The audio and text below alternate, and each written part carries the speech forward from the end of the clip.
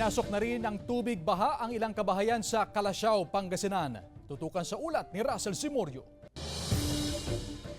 Nasa ikalawang palapag na ng bahay si Lola Josefina kasama ang kanyang mga apo sa barangay Talibao, Calasiao, Pangasinan. Mataas na kasi ang antas ng baha sa loob ng kanilang bahay. Gamit ang tulay na kawayan, sa bubong na sila dumadaan para makaiwas na lumusong sa baha. Ang baha sa baba malalim, kaya hindi kami makalabas.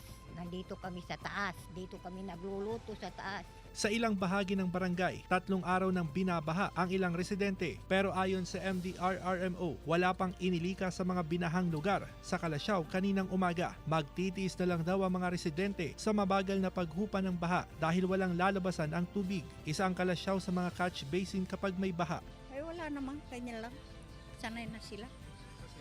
Kasi, oo, hindi lang ito ang taon. May aabuti ng 1 buwan na ganyan na baha yan eh. Sa tala naman ng otoridad as of 9 a.m. ngayong araw, lagpas na sa 7 feet ang antas ng Marusay Sinukalan River na dumadaloy sa Calasiao at Santa Barbara. 8.5 feet ang critical level ng ilog.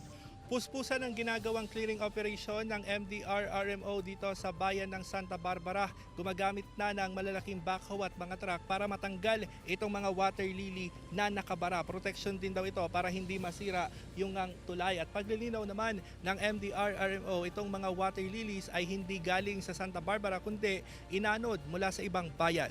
Sabi nila doon sa taas kasi malakas pa ang ulan kagabi.